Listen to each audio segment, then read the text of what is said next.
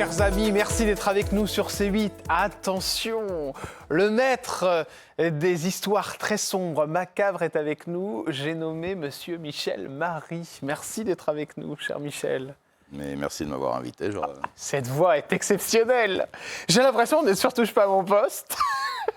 Ou à Enquête criminelle. Ou à Enquête criminelle, exactement. Ou alors dans les coulisses du Nouveau Détective. C'est là que vous agissez, que vous sévissez depuis combien d'années, Michel ? Ça fait 45 ans que je travaille pour Détective.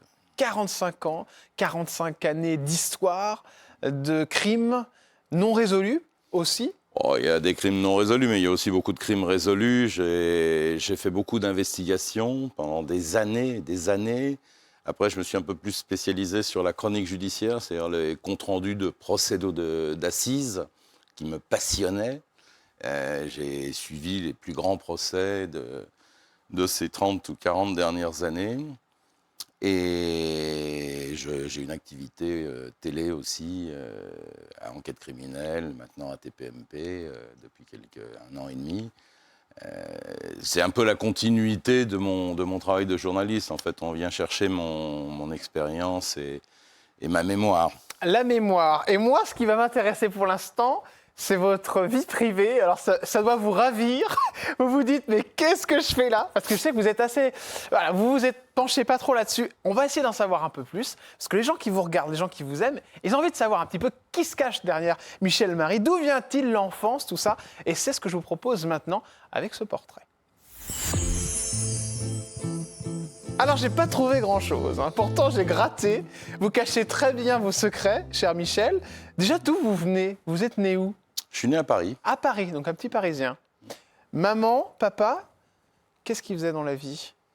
Ma mère a été officier dans l'armée anglaise pendant la guerre et un peu après. D'accord. Et quant à mon père, il était dans la publicité et ils sont décédés tous les deux. Voilà, des gens bourgeois et paisibles. Et paisible. Vous avez vécu toute votre enfance à Paris ? Vous avez bougé un petit peu ? Non, j'ai vécu toute mon enfance à Paris et mon père avait pour habitude de louer une maison l'été, juillet-août, comme il continuait à travailler et qu'il voulait nous offrir un peu de verdure dans les Yvelines, du côté du Vésinet. Frères et sœurs ? Non, je suis fils unique. Fils unique, d'accord, ok. Donc départ des parents, ça a dû être très compliqué parce que quand on se retrouve en première ligne, c'est souvent ce qu'on me raconte. Oui, enfin, j'ai construit ma famille à ma façon, c'est-à-dire avec des amis. Je suis très copain, moi j'aime bien les copains. Ouais. Et du coup, quand on est fils unique, on a plus de copains parce qu'on a du temps libre, plus de temps libre, on n'est pas en famille. Et du coup, j'ai construit, en fait, j'ai des frères et sœurs que j'ai choisis. Donc on ne me les a pas imposés, ceux-là. Et puis, ce sont des amis avec qui je passe du temps et ça, c'est plutôt... Enfin, c'est un de mes côtés. J'aime bien réserver du temps à mes amis. À vos amis. Michel Marie, est-ce que vos parents ont eu le temps de voir votre progression, notamment en télévision ? Alors, non, ils sont partis dans les années 90, à 2 ans près, Okay. 89 et 91. D'accord. Assez tôt alors, j'ai l'impression. Assez tôt, Ouais. et ils m'ont vu rentrer à Détective en D'accord. 1978. D'ailleurs, à l'époque, ma regrettée mère n'appréciait pas du tout que son nom, enfin que le nom de famille soit en bas de ce journal qu'elle considérait à l'époque comme un journal à scandale. D'accord. Et d'ailleurs, j'ai une anecdote amusante à ce propos. Un jour, j'habitais dans le 15e rue de la Convention, enfin mes parents habitaient dans le 15e rue de la Convention plutôt, et alors que je venais déjeuner un midi chez eux, il y avait une librairie juste en face de leur immeuble. Donc je suis rentré dans cette librairie. J'ai discuté avec la vendeuse, la patronne, et je cherchais le journal Détective. Et alors qu'on était le jour de la sortie, on sortait le mercredi déjà à l'époque, donc on était un mercredi, donc normalement le kiosque devait être approvisionné d'exemplaires de Détective, et j'en vois pas un seul sur le présentoir. Et je dis à la vendeuse, à la patronne, Je dis, mais comment ça se fait, vous n'avez pas reçu détective? Elle me dit, si, on l'a reçu, on en a 12 ou 15 chaque semaine. Mais alors c'est curieux parce qu'il y a une dame qui vient tous les mercredis matins et elle les achète tous. Ah là là. Je dis, mais elle est comment cette dame? Et elle me décrit ma mère. D'accord. Et du coup, je monte déjeuner à la fin du repas, histoire de ne pas avoir passé un mauvais repas. Je lui dis, mais en fait, t'es complètement dingue, c'est quoi cette histoire? Et alors, elle a joué l'étonnée. Et en réalité, elle a fini par avouer que c'est elle qui achetait et elle les mettait à la poubelle. Donc vous avez fait avouer votre mère. Oui. Vous avez mené votre enquête. C'était pas très compliqué. Et est-ce que vous connaissez la raison? C'est parce qu'en fait, elle voulait pas que les autres puissent acheter dans le quartier? La raison, c'est qu'on avait une branche de la famille du côté de ma mère, justement, qui était par alliance, enfin c'est un peu compliqué, en lien avec la famille Prouveau, qui étaient les propriétaires de Paris Match, de Jour de France, de Marie-Claire, etc. Et un oncle qui travaillait au Figaro. Du coup, détective n'était pas très bien considéré par ces gens qui ne l'avaient probablement jamais lu, du reste. Hein. Ah, c'est marrant, ça. Ouais, si on veut. Vous lui en avez voulu à votre maman? Pas du tout. Ça m'a fait rire. Ça m'a fait rire. Elle vous l'avoue comme ça? Enfin, que je veux dire, elle vous dit... Il a fallu que j'insiste un peu, quand même. Et elle vous le dit comment? Elle me le dit de façon naturelle, à partir du moment où je lui fais sa description physique. Et d'ailleurs, la vendeuse, la patronne de la librairie, m'a dit, mais je crois que la dame habite en face. Donc, Et votre père, ça a dû le faire rire? Mon père, oui, c'était un type très discret, plein d'humour, d'une culture incroyable. Et qui écrivait beaucoup, assez temps perdu, et qui n'aimait pas, un peu comme moi d'ailleurs, toutes les mondanités. Et je l'ai combien de fois vu quitter la table avant le dessert, parce qu'il s'emmerdait, dire, écoutez, je suis désolé, mais j'ai un truc à faire urgent. Je m'emmerde, je me barre. Il disait pas je m'emmerde, parce qu'il était élégant et bien élevé, mais il le pensait. On l'avait compris. C'est maman avec qui ça a été le plus compliqué, votre arrivée dans le Nouveau Détective? Oui, on ne peut pas dire que ça a été compliqué. Je pense que d'un côté, elle était contente que je trouve du boulot et que je sois heureux dans mon travail. Et en même temps, elle aurait préféré sans doute que j'aille travailler à Paris Match ou je ne sais où. D'accord. Et vous avez dû lui dire que ça n'a pas duré longtemps et au final, ça a duré... Moi, au départ, c'était un job d'été. Donc, je n'étais pas du tout parti ni pour être journaliste, ni pour y rester 45 ans. Michel Marie, vous me disiez que vous les aviez perdus... plus tôt que prévu. J'ai l'impression que ça n'a pas été naturel, tout ça. Je me trompe? Pas naturel. La mort, est-ce que la mort est naturelle? C'est une bonne question. Je pense que la mort fait partie de la vie. J'enfonce une porte ouverte. Oui, ils étaient un petit peu plus âgés que la moyenne. Ouais, ils vous ont eu un peu tard. Ils m'ont eu un peu tard. Et voilà, mon père est mort de maladie et ma mère... Vous savez, c'est ces familles, ces couples de cette époque. Quand il y en a un qui part, l'autre ne tient pas longtemps après. Ma mère, du jour où mon père est parti, était parfaitement incapable de régler le moindre problème d'ordre administratif. Les impôts, elle ne s'en est jamais occupée. Les comptes, elle ne s'en est jamais occupée. Donc elle s'est laissée partir, quoi, en fait. Et je pense qu'elle s'est laissée partir. On va aller sur un sujet intéressant. C'est l'amour. Ah, Michel, est-ce que Michel est en couple? Avec qui? Est-ce qu'il y a des enfants? On ne sait rien, nulle part. Vous n'allez pas savoir grand-chose. C'est vrai. Alors non, de manière générale, vous êtes assez secret là-dessus aussi. Oui. Je peux vous demander si vous êtes en couple? Je suis secret de façon très générale. D'accord.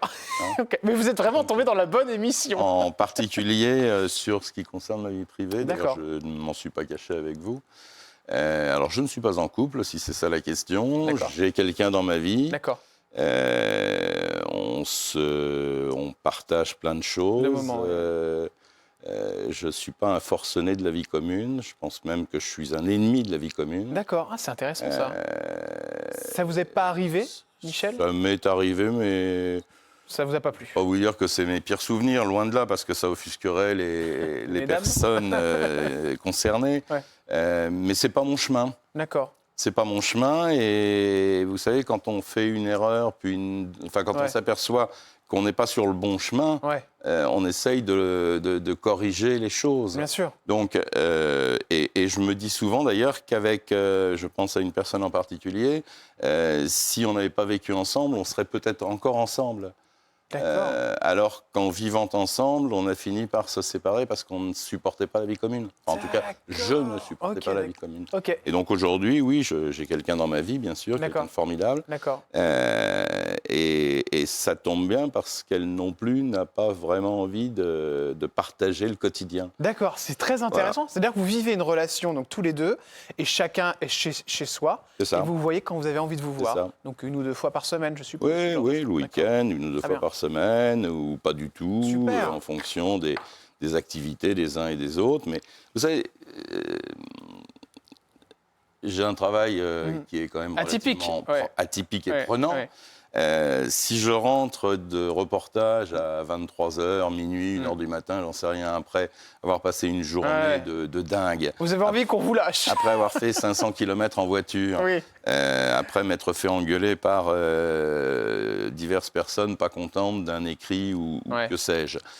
Vous rentrez à la maison avec de mauvaise humeur.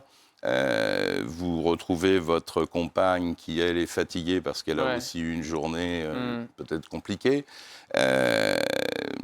Ça peut rien faire de bon, tout ça. Bien sûr.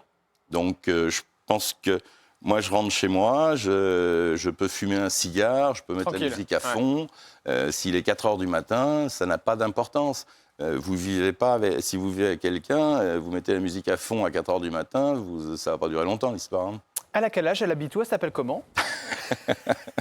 Je ne vous le dirai pas. On saura là. Il y a une différence d'âge ou pas? Une petite différence. Petite différence, un peu plus jeune. Un petit peu plus jeune. Voilà, j'en étais sûr. Coquin. Coquin Michel. Elle n'est pas mineure. Hein. Oh bah oui, je me doute bien, puisque vous avez 73 ans, donc c'est là. Non, je n'ai pas 73 ans. Vous n'êtes pas né en 51? Non, je suis né en 56. Ah, excusez-moi.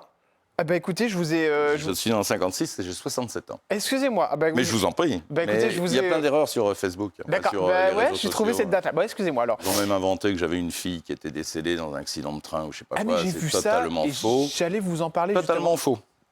Je ne sais pas de quoi on parle là. Une fille qui, en effet, la fille de Michel Marie, qui est décédée dans un accident de train. Il y a peut-être une fille d'un Michel Marie qui n'est pas moi, qui est morte dans un accident de train, mais en tout cas, ça ne me concerne pas. D'accord, ok. Vous avez un enfant, si je ne me trompe pas? J'ai un enfant. Vous avez une fille? Oui. D'accord. Elle est vivante. D'accord, ok. Elle se porte très bien. Elle va très bien. Voilà. Le choix d'avoir une fille, est-ce que un enfant, moi je pose toujours la question à l'invité, est-ce que vous avez eu envie d'avoir un deuxième enfant ou ça vous suffisait? Ça s'est posé, c'est le travail qui a fait que ça n'a pas été plus loin? Elle est compliquée votre question parce que j'ai 2 réponses possibles. Oui, j'aime les enfants, mais ça dépend avec quelle mère. Or, il se trouve qu'assez tôt, avec la mère de ma fille, je me suis séparé très vite de cette femme. Et j'avais donc, je me suis toujours occupé de ma fille, évidemment. J'ai fait ce que j'avais à faire, j'ai fait mon travail de père. Et s'il était question de refaire ma vie, avoir un autre enfant avec 2 mères différentes, je trouvais ça un petit peu compliqué. D'accord, ok. Donc, voilà, ça c'est... La séparation, vous avez réussi à... Votre fille, elle a réussi à l'accepter, parce que c'est compliqué pour un enfant, surtout qu'à mon avis, elle devait être assez jeune, si j'ai bien compris. Oui, elle était très jeune. Oui. Vous vous en êtes voulu de ça, Michel? Non. Non, je m'en suis pas voulu, parce que, égoïstement, je pense qu'on... c'est même pas égoïstement. Je pense que un enfant peut s'adapter relativement facilement. Et égoïstement, on n'a qu'une vie et on n'a pas forcément envie de passer du temps à perdre du temps. Je ne sais pas si vous me suivez. Oui, bien sûr, je comprends. Donc voilà, les choses se sont déroulées comme ça. Et elle aurait voulu un petit frère ou une petite sœur, elle vous en a parlé? Oui, je pense que ça lui aurait été agréable. De toute façon, quand on est fils unique, on a toujours envie d'avoir un frère ou une sœur. Et quand on est dans une fratrie multiple, on se plaint d'avoir des frères et des sœurs. Donc, il vous a manqué, vous, ce frère ou cette sœur, Michel? Non. Vous êtes constitué, comme vous le disiez tout à l'heure, des amis autour. Dernière question sur votre fille. Elle suit ce que vous faites? Vous avez quelle relation avec elle? J'ai de très bonnes relations avec ma fille et elle s'intéresse assez mollement à ce que je fais. Mais elle n'a pas trop le choix parce que entre la télé et les gens qui lui parlent de moi, elle est un peu coincée dans... Elle a quel âge? Elle doit être pile poil dans les âges de... Alors entre 30 et 40 ans. D'accord, ok. Donc, voilà. Mais vous êtes discret aussi sur elle, j'ai l'impression. Ouais. Ouais. C'est important, ça. Ouais. Surtout depuis que vous êtes sur Touche pas à mon poste, je suppose qu'il y a des ramifications qui arrivent alors que vous n'étiez pas au courant. Oui, probablement. Il paraît que ça arrive, ça, non? C'est vrai? Ouais. Des gens qui d'un coup deviennent une cousine ou un cousin. Bah moi, ça m'est arrivé, oui. Ah Un bon? jour, j'étais sur l'autoroute au niveau de Clermont-Ferrand. Je m'arrête pour déjeuner Ouais. et la caissière comment ça s'appelait Ouais, du supermarché? Oui, enfin, Ouais. c'est une station-service D'accord, sur ouais, je l'autoroute. vois, ouais. Bonjour ou au revoir. Me reconnaît parce qu'elle m'a vu à la télé sur Enquête criminelle ou autre. Et elle me dit, vous savez, je suis la voisine de votre cousin. Donc, je la regarde, je lui dis, mais vous habitez où, madame? Elle me dit, à côté de Clermont-Ferrand. Elle me donne le nom d'un Ouais. petit bled. Et j'ai beau chercher dans ma mémoire, j'ai pas de famille à Ouais, Clermont-Ferrand, encore moins de cousins. Bon, j'ai fait comme si de rien n'était, parce que Ouais. j'avais pas envie de passer 2 heures à discuter de ça. J'ai dit, bon, bah, vous lui direz bonjour de ma part. Et je suis parti déjeuner, j'ai repris la route. Et quand même, ça m'a travaillé sur le chemin. Ah oui, ce Et le cousin, là. soir arrivé, j'allais à Montpellier, je me rappelle. Le soir arrivé à Montpellier, je regarde sur mon Facebook, parce que ça me disait vaguement, elle m'avait donné le prénom, c'était Philippe Marie. Je dis, mais Philippe Marie, ce nom me dit quelque chose, je l'ai vu, c'est un ami, on a des amis Ouais, sur bien Facebook sûr, qu'on ne ouais. connaît pas. Hein. Et effectivement, il y a un Philippe Marie qui était un ami sur Facebook et qui habitait du côté de Clermont-Ferrand et qui s'était autoproclamé Ah, de d'accord. ma famille. Et pourquoi il faisait ça? Je sais pas, pour faire le malin, pour se donner de l'importance, j'en sais rien. Mais du coup, vous l'avez contacté? Oui, je lui ai envoyé un petit message en lui disant qu'il se calme un peu et que, d'une part, je le retirais de mon Facebook, je le bloquais, et d'autre part, que c'était idiot. Quoi. Ouais, bien sûr. C'est tellement drôle. Vous l'avez Ouais. retiré du Facebook? Bah oui, la punition. La punition. Bon, on revenait 10 secondes sur cet âge. Ça vous pose un souci, le temps qui passe, ou pas du tout, Michel? Qu'est-ce que vous voulez faire de... C'est une réalité. Ouais. Le temps passe. Alors, ça ne me réjouit pas le matin de me dire tiens, j'ai encore pris une journée. Ou à l'anniversaire, c'est vrai que je suis moins joyeux à mon 67e anniversaire qu'à mon 25e. Bien sûr. Mais bon, c'est la vie. On est tous passés par là. Et... Pas de chirurgie esthétique, rien? Non. Vous envisagez rien? Non. Vous êtes du genre à faire des régimes ou pas du tout? Non. Rien. Non, je fais attention à ce que je mange. Bon vivant? Oui, j'ai tendance à être bon vivant. J'aime bien la table, j'aime bien le vin. Ouais. Épicurien.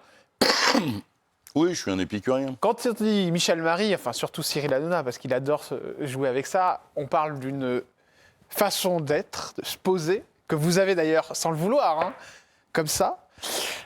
C'est vrai que vous avez vos styles, et puis il y a ce débit de voix, et cette voix, ce timbre de voix qui est assez exceptionnel, parce que c'est vrai qu'on a l'impression que vous allez nous annoncer un drame à chaque phrase, C'est malheureusement un peu le cas.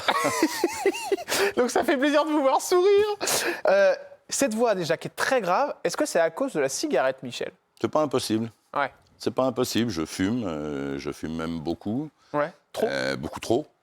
C'est quoi? C'est un paquet par jour? Oui, je fume largement un paquet par 2 jour. paquets? Non, pas 2 paquets. Mais 1,5. Ça dépend des jours. Ouais. Mais non, je fume trop, de toute façon. Depuis combien de temps vous fumez, Michel? Depuis que j'ai fait mon service militaire. Ah ouais, donc ça fait 60 ans, quoi. 50 ans. Non, j'ai pas fait mon service militaire à 7 ans. Ouais. Mais Ça vous voulez fait- toujours que j'ai 73 ans, mais en fait j'en ai 67.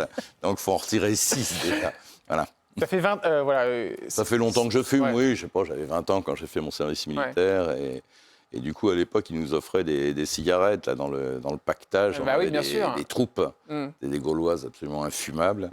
Mais bon, elles étaient gratuites à l'époque et les soldes des militaires n'étaient pas extraordinaires. Vous avez essayé d'arrêter? Oui, plusieurs fois. Ça marche pas. Non. Vous avez tenté quoi? Les patchs J'ai tout essayé. D'accord. J'ai essayé tout ce qui était possible à part l'hypnose, parce que j'ai Ouais. pas, ça me Ça vous tente chauffe? pas. Ouais. Et votre fille doit aussi vous prendre la tête avec ça, je suppose. Si avec ma fille qui me prenait la tête avec ça, ce serait formidable. Qui c'est qui vous prend la tête? Madame? Tout le monde. Cher Michel Marie, est-ce que vous avez des problèmes de santé? Est-ce que la maladie a toqué à la porte lors de votre... Ouais, j'ai eu des petits problèmes de santé, comme beaucoup de gens, quand on vit dans l'agitation, le stress. Qu'est-ce que vous avez eu? J'ai eu des problèmes au niveau cardiaque, Ah, cardiaque? Ouais. mais pas très graves en réalité, hein. Ouais. On m'a mis des stents et c'est Ah ouais, reparti enfin pour... quand même, ça nécessite Oui, une oui, oui, oui, opération, non, quoi. il fallait déboucher tout ça. C'était Mais dû à quoi? S'il y avait une raison oh, il y a particulière? le stress, Ouais. les restes des bonnes tables, Ouais. le gras que l'on avale à longueur de journée, le tabac probablement aussi, le Vous manque d'exercice. Enfin vous voilà. vous en rendez compte comment? C'est des Euh, palpitations qui sont plus fortes, Ah c'est non, ça? non, non, non, non, non, ça fait très très mal. Et j'avais la chance, j'ai eu la chance à ce moment-là d'être avec une amie qui était médecin et qui a compris tout de suite ce qui m'arrivait. Vous aviez mal au cœur, hein, c'est ça? Ah oui, j'avais un problème pour respirer, ça allait pas bien. Ouais, Ça allait pas bien, c'était en train de se boucher en réalité. d'accord. Alors c'est rien quand c'est pris à temps, Ouais, mais si j'avais continué, d'ailleurs le médecin m'a dit, bon, cet ami en question m'a accompagné, m'a fait hospitaliser immédiatement. J'ai été opéré dans la foulée, mais l'opération c'est rien, il vous rentre comment c'est, un fil, hein, c'est ça? ouais, Ouais, un truc avec une caméra et ils mettent un ressort qui dilate l'artère d'accord, et instantanément ça va mieux. d'accord. Autre question, c'est concernant tout ce que vous avez vu, entendu. Alors, je ne sais pas si vous avez vécu des drames, parce que comme vous avez tellement été dans le secteur judiciaire, est-ce qu'il y a des choses qui vous ont vraiment choqué, des choses qui sont restées dans votre tête, Michel Marie, peut-être des histoires que vous n'arrivez plus à enlever de votre tête, qui ont pu avoir une incidence psychologique sur vous? Alors des histoires et des drames, j'en ai plein la tête, vous l'imaginez bien, 45 ans de faits divers, à fréquenter des flics, des juges, des avocats, aussi des confrères, assister à des procès de cour d'assises où on a en face de soi le monstre absolu. Je pense à Fourniret par exemple, où j'ai passé 2 mois à Charleville-Mézières lors de son premier procès. Euh, c'est des souvenirs qu'on n'oublie pas. Ouais. C'est des images qu'on n'oublie pas. Donc je vis avec. La pire chose que vous avez vue, c'est quoi, Michel Marie? Quelque chose qui vraiment est resté dans votre tête? Alors j'ai une histoire terrible qui m'a mais, profondément marqué. Ça se passait du côté de Bourg-en-Bresse. C'était le procès d'un monsieur qui était une sorte d'aristocrate de 85 ans et qui était élu dans sa circonscription, un ancien chef d'entreprise. Et ce type avait un problème auditif, il était sourd. Et une nuit, l'alarme se déclenche chez lui, mais comme il n'était pas appareillé, il ne l'entend pas. Et en réalité, c'est sa voisine qui est inquiète pour lui, parce qu'elle s'occupait un peu de ce vieux monsieur, se rend devant la maison, voit pas de traces d'effraction, l'alarme continue à sonner, à sonner, à sonner, à sonner, et du coup, elle appelle les pompiers, en imaginant que ce monsieur avait fait un malaise, elle n'avait pas la clé. Les pompiers arrivent, rentrent dans la maison, accompagnés de cette voisine qui connaissait la maison, en disant, voilà, là au rez-de-chaussée, il y a le salon, etc. Et en fait, ce vieux monsieur vivait à l'étage, il avait une chambre au premier étage. Et donc, les pompiers montent au premier étage, et ce vieux monsieur, à un moment, s'est réveillé, non pas parce que ça sonnait, mais parce qu'il avait une envie pressante, qu'il a été assouvir, et en revenant, il s'aperçoit qu'il y a de la lumière sous la porte. D'accord. Chose qui n'était pas le cas lorsqu'il est parti la première fois. Et là, il se dit, on me cambriole. Il avait un fusil de chasse, il met 2 cartouches de chevrotine dans son canon, enfin dans son fusil, et il met la porte en joue, mais il n'entend toujours rien parce qu'il n'a pas l'appareil. Et à un moment, les pompiers pètent la porte parce qu'elle était fermée à clé, ils mettent un coup de hache dans la porte ou un coup de pied, j'en sais rien. La porte s'ouvre, il y a 2 pompiers qui se présentent dans l'encadrement de la porte et lui tirent. Et il tue un pompier. Ah ouais. Mais il le foudroie. Ce type totalement inconnu des services de police, pas une once de violence et de méchanceté, un type qui était gentil comme tout. Bref, il se retrouve donc poursuivi pour homicide volontaire et il va donc comparaître devant la cour d'assises. Et donc, on avait ce vieux monsieur dans le box des accusés. Et puis, à un moment donné, la femme du pompier est venue témoigner. Elle était pompier aussi, elle. Et cette femme est absolument admirable parce que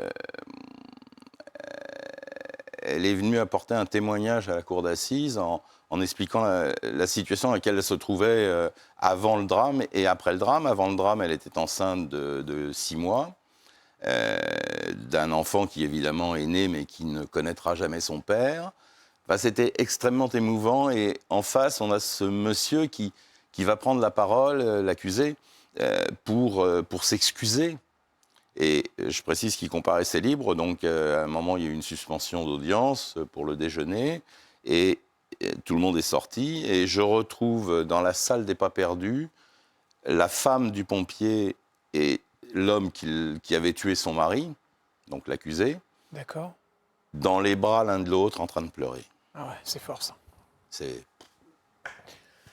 Vous avez aussi fait pleurer une personnalité de Touche pas à mon poste. Ouais. Une chroniqueuse de Touche pas à mon poste. On en parlera dans un instant et on vous donnera le nom de cette personnalité et on découvrira pourquoi vous avez fait pleurer cette chroniqueuse de Touche pas à mon poste. Dans un instant, restez avec nous. Les histoires de Michel Marie. On reviendra sur des histoires dont on est très friand car elles sont fascinantes. Le petit Émile, qu'est-ce que ça donne aujourd'hui?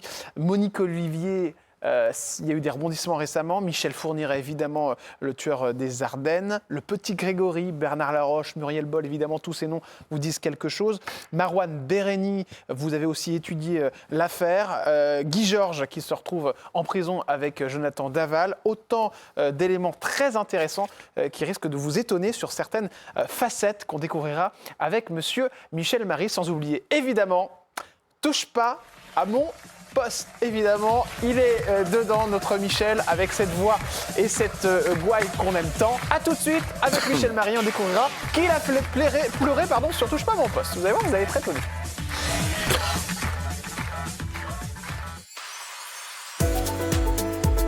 Bonjour à tous, chers amis. Si vous venez de nous rejoindre en deuxième partie de Chez Jordan avec monsieur... Dites votre prénom et votre nom. Michel Marie. Ah, j'adore! Quelle voix! Je vous fais un petit bisou, vous me faites rire, Michel! Ah, bah là, attendez, parce que... Ah, voilà. Ah, Michel. On ne fait pas souvent la bisou, hein, j'ai l'impression. Non. C'est plutôt les femmes, c'est ça? Ah, écoutez... Une légère préférence pour les femmes. Oui, j'ai vu, mais c'est pas grave. Écoutez, on peut changer, hein? Non. Michel, merci d'être avec nous. Michel Marie, évidemment, l'expert des drames, des histoires un peu fantastiques des fois, il faut le dire, hein, parce que ça vient dans la science-fiction, les drames qu'on vit aussi beaucoup en ce moment. D'ailleurs, ça fait les choux gras, notamment de TPMP maintenant le soir, où vous êtes souvent, cher Michel Marie, hein, en dernière partie, là où il y a le plus de monde, vous nous racontez ces histoires qui nous effraient. Et j'ai une question à vous poser. Pourquoi on est si friand de ça? C'est vrai, c'est quand même malsain cette histoire. Moi, le premier, hein, j'ai regardé 5 ou 6 fois l'histoire Fourniret, l'histoire de Monique Olivier, l'histoire du petit Émile, le petit Grégory, c'est pareil. Et je pense qu'on est beaucoup comme ça. Moi, ma sœur, c'est pareil. Elle me dit toujours, mais Jordan, j'adore regarder ça le soir. Pourquoi on aime ça? On aime ça, à mon avis, parce que les gens qui commettent ces crimes, c'est les gens qu'on a pu croiser à Intermarché ou je ne sais où. On a pu boire un verre avec eux au bar du coin. C'est des gens qui sont très ordinaires et qui commettent des faits extraordinaires. Et du coup, c'est des gens qui nous ressemblent quelque part, enfin, en apparence en tout cas, avant qu'ils ne commettent ces actes épouvantables. C'est des gens comme vous et moi. Alors, vous êtes sur Touche pas à mon poste maintenant, depuis le début. D'ailleurs, c'est même vous qui avez lancé l'émission et vous avez fait pleurer il y a quelque temps une chroniqueuse. On en parlera tout à l'heure, mais juste avant, on va revenir sur cette histoire terrible qui nous a tous fascinés, cette histoire du petit Émile. Est-ce qu'on sait aujourd'hui, Michel Marie, où est le petit Émile ? Et non, malheureusement, on ne sait pas où est Émile. C'est un fait divers épouvantable. Ce gosse disparaît en une fraction de seconde. 2 témoins le voient marcher, mais à 50 mètres du domicile de ses grands-parents. Et il s'est littéralement volatilisé. Donc, est-ce qu'il a été enlevé? On dit qu'il est sous la maison, mais ils ont cherché, je suppose. Non, mais tout a été fait. On a dit tout et n'importe quoi sur cette histoire, mais en tout cas, on ne sait pas où il est. C'est un enfant, je crois qu'il avait 2 ans et demi ou 3 ans, qui s'est littéralement volatilisé en une fraction de seconde. L'enquête en est toujours au même point à ma connaissance. En tout cas, il n'y a pas eu d'avancée spectaculaire. On parlait d'un rapace qui aurait pu le prendre. C'est impossible. Impossible. Non, ça c'est impossible. Je ne sais pas d'où sort cette information, mais techniquement c'est impossible par rapport au poids. Et puis, de toute façon, quelqu'un l'aurait vu. On est dans une période estivale, c'est les vacances d'été. Votre avis à vous, c'est quoi? J'en ai pas d'avis. On a évoqué un certain nombre de pistes. On a parlé de la piste familiale. Elle a été sans doute vérifiée par les enquêteurs. On a parlé d'un conflit avec un agriculteur. Ça a également été vérifié par les gendarmes. Je crois que le problème dans cette histoire, c'est qu'ils n'ont rien. Ouais. On leur a parlé d'une dalle dans une maison en construction, en tout cas en rénovation. Ils ont cassé la dalle à 2 reprises. Il n'y a rien. Ils n'ont rien trouvé. Cet enfant s'est volatilisé et c'est inacceptable en réalité. Mais qu'est-ce que je peux vous dire de plus là-dessus? Pierre Palmade, évidemment, l'humoriste, on en parle tout le temps parce que ça fascine aussi les médias. Il prend la voiture. Et puis, il renverse, il rentre dans une voiture. Oui, il crée un carambolage. Il a perdu drogue. le contrôle de son véhicule après avoir passé 2 nuits et 2 jours à faire la fête à coups de drogue de synthèse, d'alcool. Il était totalement défoncé et il prend le volant probablement pour aller récupérer encore un petit peu de drogue ou aller faire des courses, on ne sait pas très bien. Et là, il a un choc frontal. Il roulait pas extrêmement vite, mais je pense qu'il s'est complètement dérouté sur une petite route départementale toute droite. Le bébé est décédé. Alors la femme qui était dans le véhicule était enceinte. Alors, je ne sais plus de combien de mois, mais je crois que c'est 6 mois ou 7 mois. L'enfant est mort. C'est suite au choc ou pas, Michel Marie? Alors, c'est compliqué. Oui, probablement. C'est très, très probablement suite au choc. Mais alors, il y a eu tout un débat juridique, parce que pour tuer quelqu'un, il faut qu'il soit né. Bien sûr, Donc là, en l'occurrence, voilà, il faut que l'enfant ait respiré, soit sorti du ventre de sa mère et respiré. Donc ce n'est pas un meurtrier? Alors, ce n'est pas au sens juridique du terme un meurtrier. Enfin bon, la responsabilité morale, même si on ne juge pas la morale, est entière. Il est où aujourd'hui, Pierre Palmade, Michel Marie? Il vit à Bordeaux, il vit chez sa sœur ou chez sa mère. Donc il n'est pas du tout en prison, Non, il n'a jamais été en prison, il a été sous bracelet électronique, il a été placé dans un centre hospitalier psychiatrique. Je pense que c'est vraiment le cas typique où il vaut mieux quand même le soigner que l'incarcérer. Oui, bien sûr. Bon, ce qu'il a fait est épouvantable. Les conséquences sont épouvantables. Il a ruiné une famille, cette femme a perdu son enfant, je crois que le conducteur est pas paralysé, mais en tout cas est brisé au niveau physique. Les os ont littéralement explosé. Donc il y a des grosses séquelles, et je crois qu'il y avait un enfant également dans le véhicule qui a été grièvement blessé. La famille, elle peut demander combien en dommages et intérêts pour une histoire pareille? Je pense que ça va lui coûter très cher. Des millions d'euros? Je ne sais pas, ça c'est le tribunal qui décidera. C'est pas... Vous avez des exemples comme ça d'histoires où des millions d'euros ont été débloqués pour une famille? Oui, il y a des exemples d'affaires où, enfin, dans le passé judiciaire, oui, il y a des gens qui ont payé toute leur vie pour rembourser leurs responsabilités. Et c'est la moindre des choses. Bien sûr. Ces gens-là, ils n'ont rien demandé à personne. Ils étaient dans leur voiture en famille, ils rentraient de je ne sais où pour aller chez eux. Et il y a un fou furieux ivre de drogue et d'alcool qui vient les tamponner de plein fouet. Dernière histoire, c'est Michel Fourniret.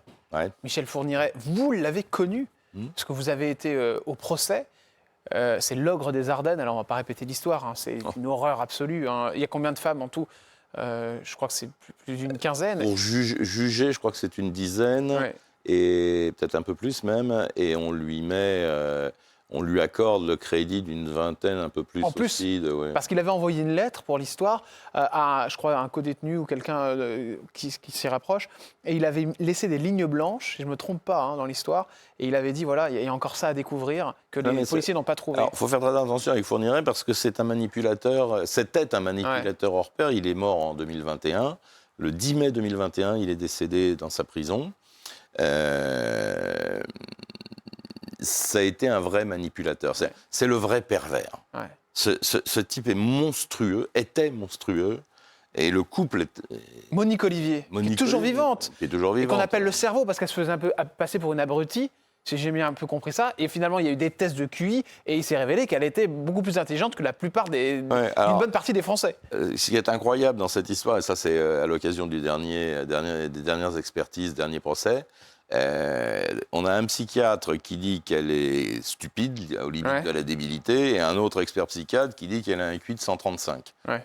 Bon, allez y comprendre quelque chose avec les rapports d'expertise psychiatrique.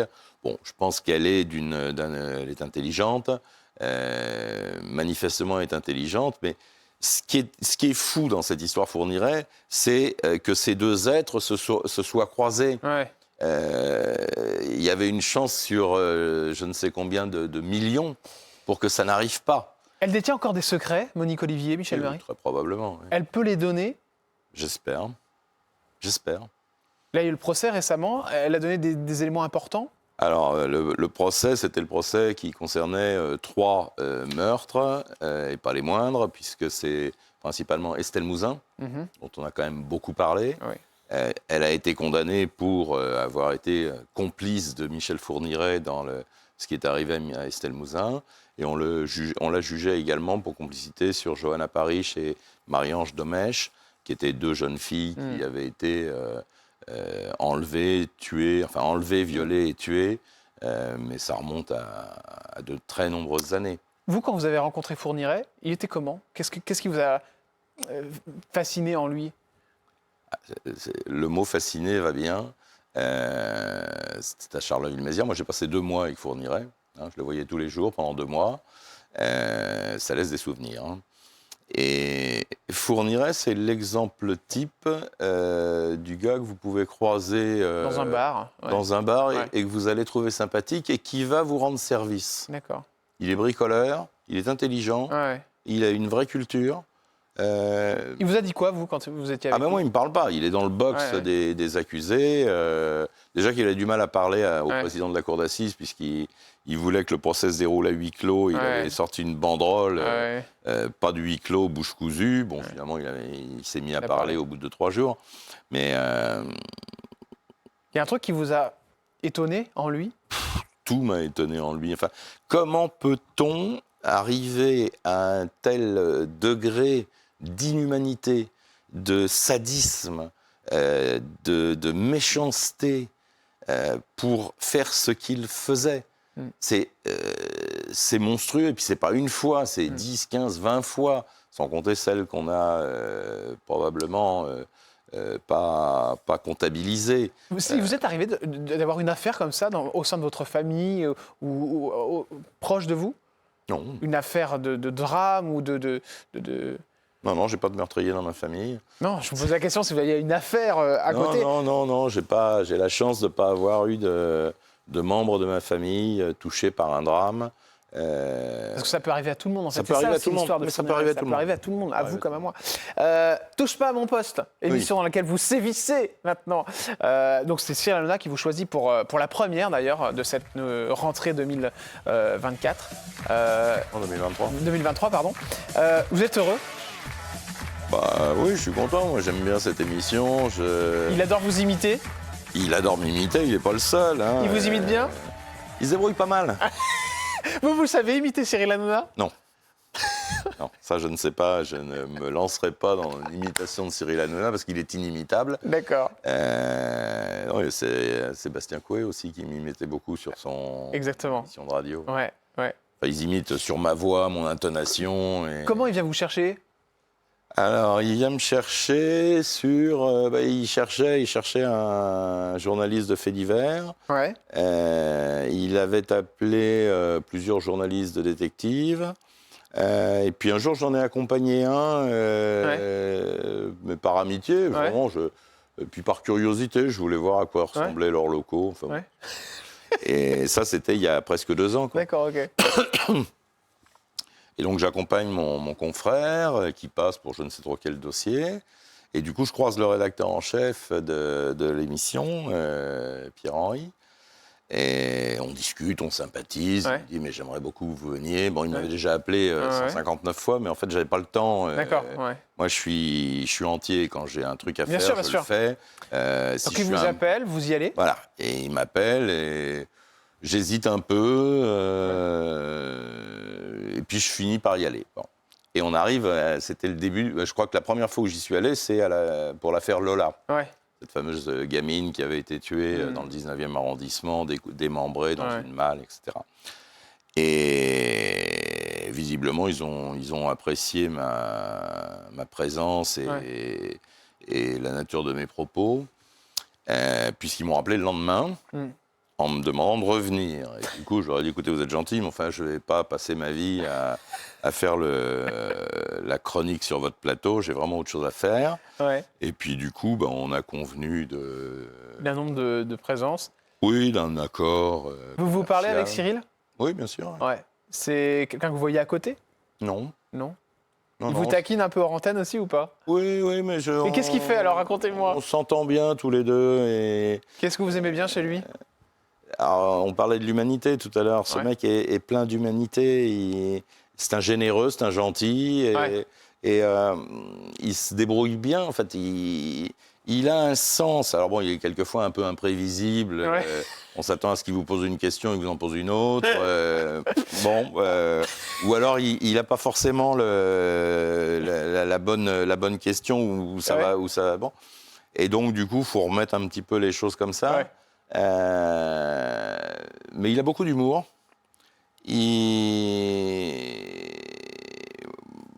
Moi, je trouve ça plutôt agréable de travailler avec lui. Ça vous était reproché de travailler pour TPMP? Oui.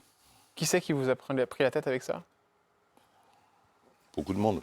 On vous a dit quoi?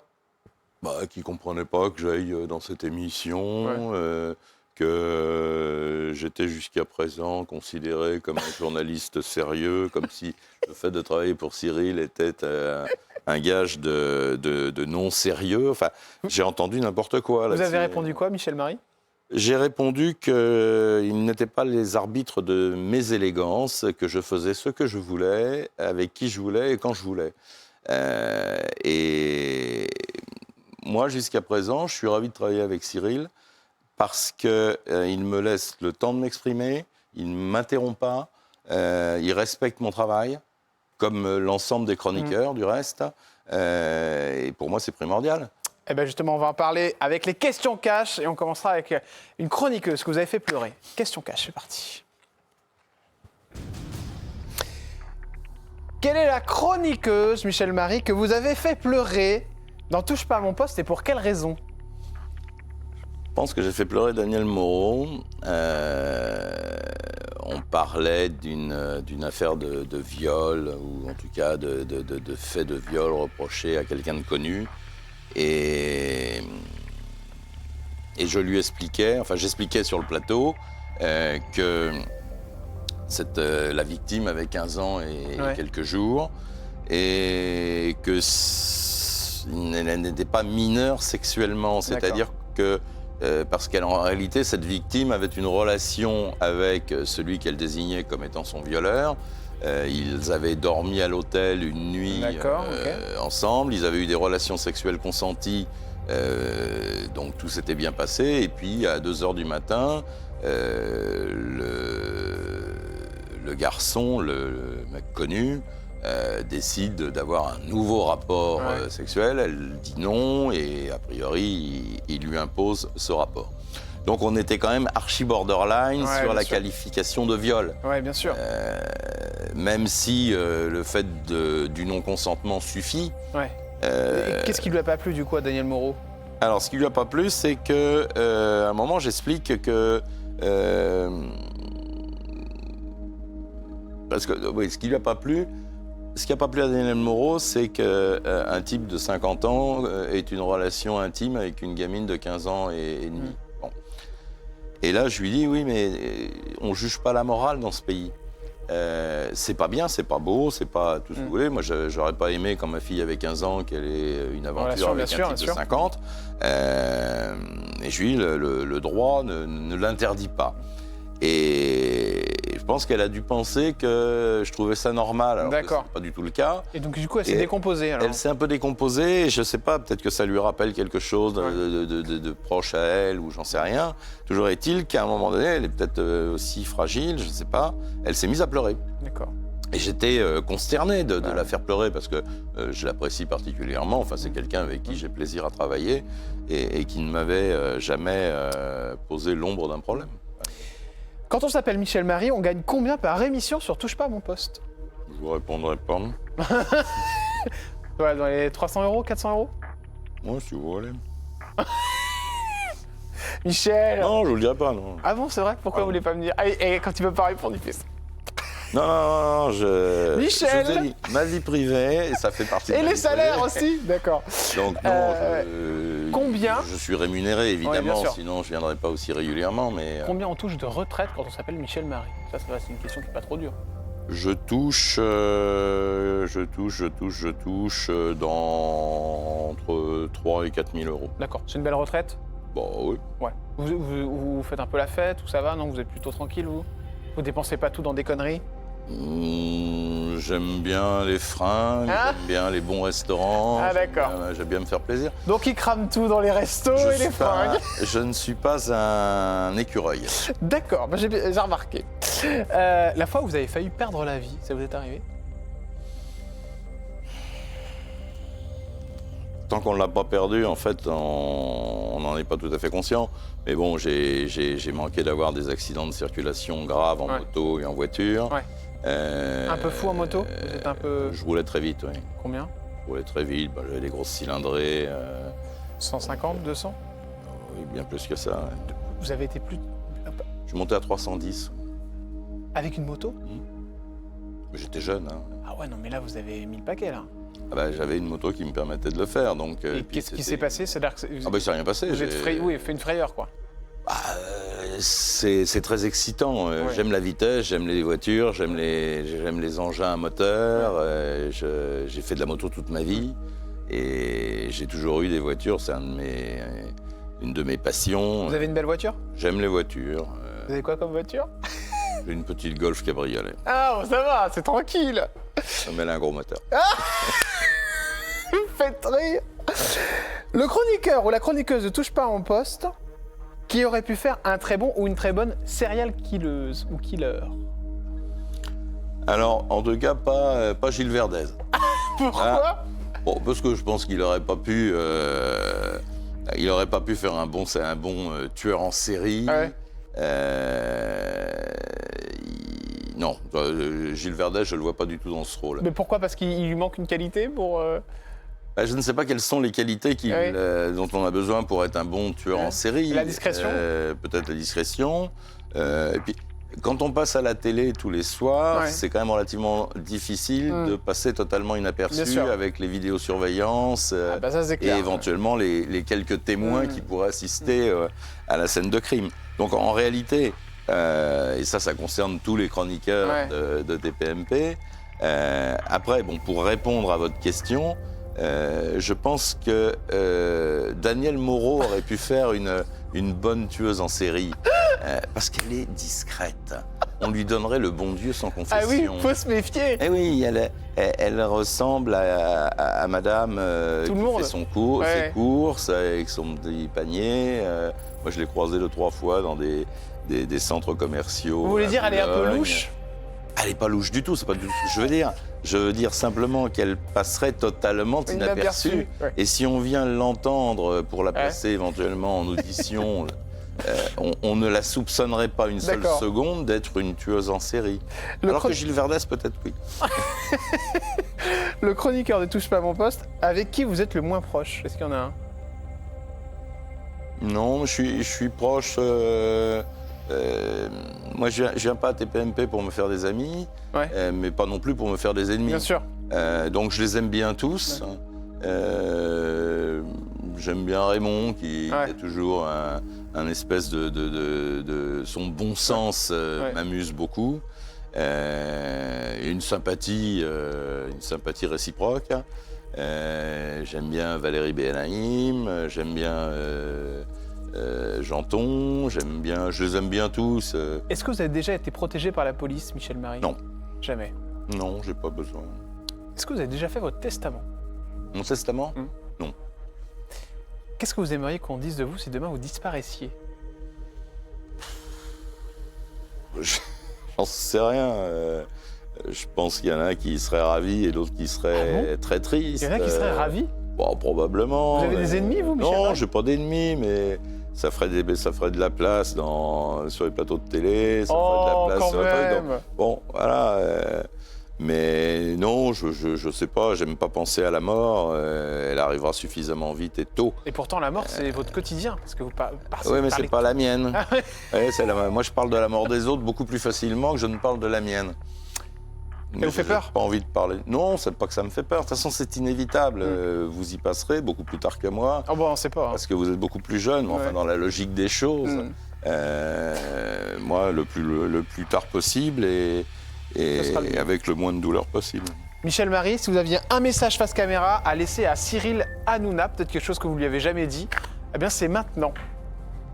Écoute Cyril, ça fait 1 an et demi maintenant que je collabore avec toi dans cette émission Touche pas à mon poste. Et j'en suis absolument ravi. Je passe de bons moments. Voilà, nous avons des relations à la fois courtoises, chaleureuses et des échanges intelligents. Merci Michel Marie pour cette émission où on a pu en apprendre un petit peu plus sur vous. Pas beaucoup, hein? Oui, bon, ça va. Vous êtes coquin, mais j'ai quand même réussi à trouver 3-4 trucs. Vous n'aviez pas prévu de dire autant de choses, je pense. Si, tout est maîtrisé. Ouais, c'est ça, tout est maîtrisé. Bah tiens, on va en refaire une autre. Tiens, on verra si tout est maîtrisé. Salut Michel. Ciao, à bientôt sur Touche pas à mon poste ou encore des enquêtes extraordinaires. Évidemment, j'espère que vous avez passé un bon moment. En tout cas, moi, ce fut le cas. Je vous dis à demain avec une nouvelle émission et une nouvelle personnalité. D'ici là, prenez soin de vous et je vais vous laisser dire au revoir, Michel Marie, à cette caméra-là et à nos téléspectateurs. Au revoir.